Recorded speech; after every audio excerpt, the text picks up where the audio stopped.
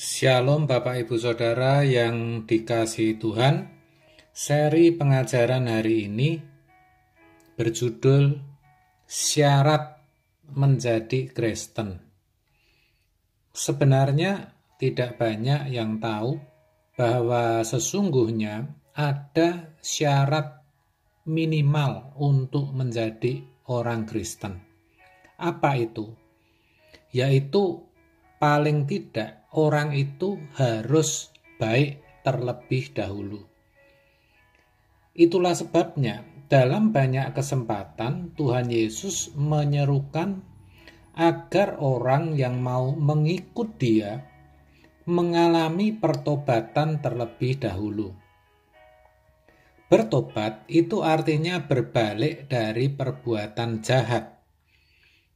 Dengan kata lain, orang yang masih melakukan perbuatan jahat, yang hidupnya belum baik, belum bisa menjadi murid Kristus, belum bisa dikatakan Kristen.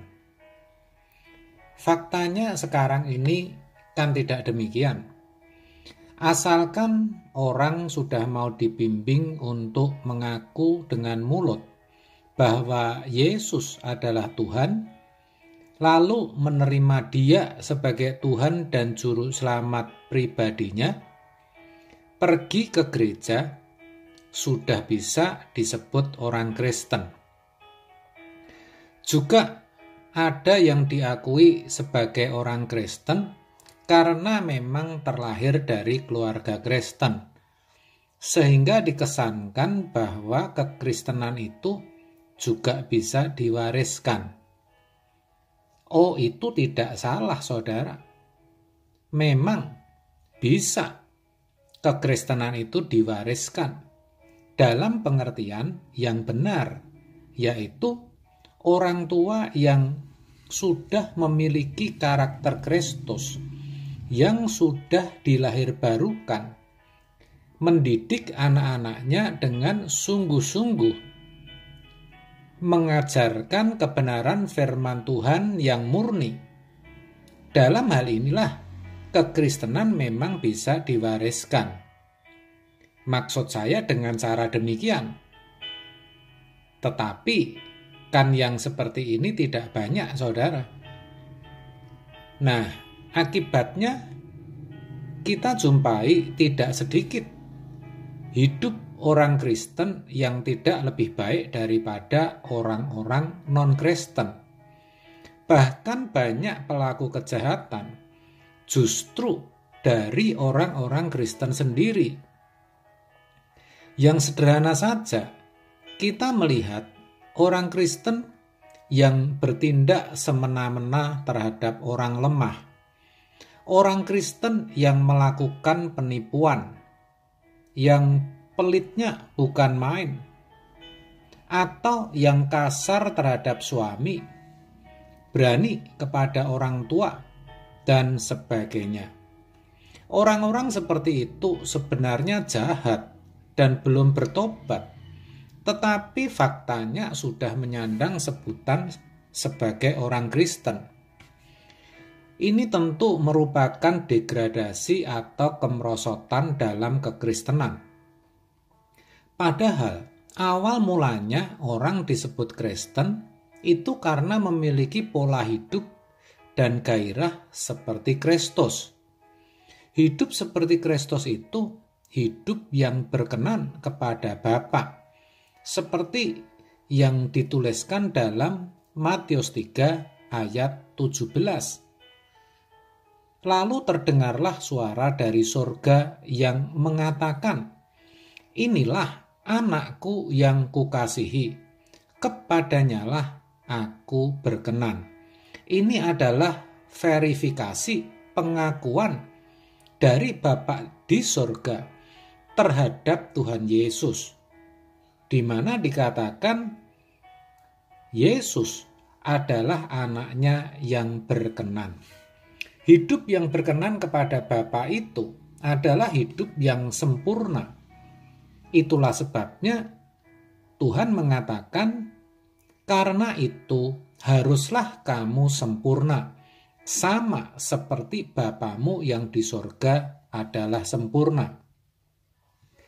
Jadi, sesungguhnya target hidup orang Kristen itu adalah sempurna, bukan sekedar baik, saudara.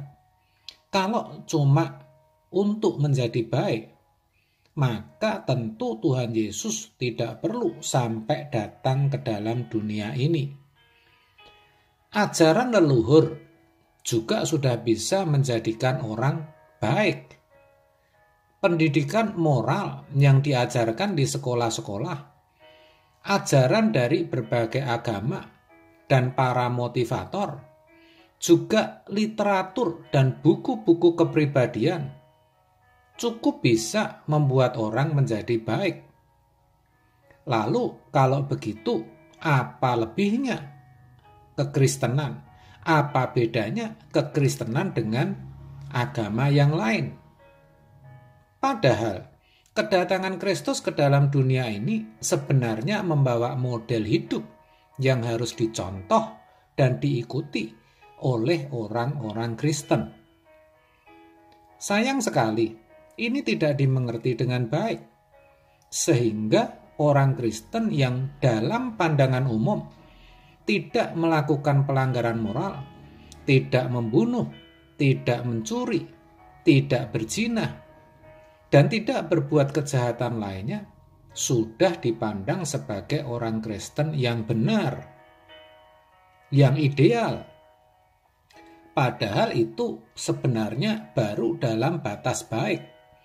Sedangkan target kekristenan adalah sempurna. Jadi, kalau masih sebatas baik, sebenarnya belum bisa dikatakan sebagai orang Kristen yang ideal atau yang benar, atau sebagai anak-anak Allah yang berkenan. Nah, karena adanya pandangan atau anggapan yang salah seperti ini, maka tidak banyak, bahkan bisa saya katakan sangat sedikit sekali orang Kristen yang berjuang atau memiliki perjuangan yang patut untuk menjadi sempurna. Itu semua terjadi seperti saya katakan di awal tadi, karena kebanyakan orang Kristen tidak menyadari adanya syarat minimal menjadi orang Kristen. Nah, saudara, dengan penjelasan ini saya berharap kita semua tidak cepat puas diri dan merasa sudah jadi orang Kristen yang benar karena sudah baik dalam pemandangan umum. Tetapi biarlah kita boleh sadar dan terus menyempurnakan kekristenan kita dengan jalan melakukan pertobatan setiap hari. Dengan cara apa? Dengan cara mengubah dan memperbaharui pikiran kita dengan kebenaran firman Tuhan. Sehingga kita boleh benar-benar layak menyandang sebutan Kristen, yaitu sebagai anak-anak Allah yang mendapat pengakuan dari Bapa. Inilah anakku yang kukasihi, kepadanya lah aku berkenan. Biarlah suara itu boleh senantiasa memotivasi kita untuk menjadi orang Kristen yang benar. Amin. Tuhan Yesus memberkati.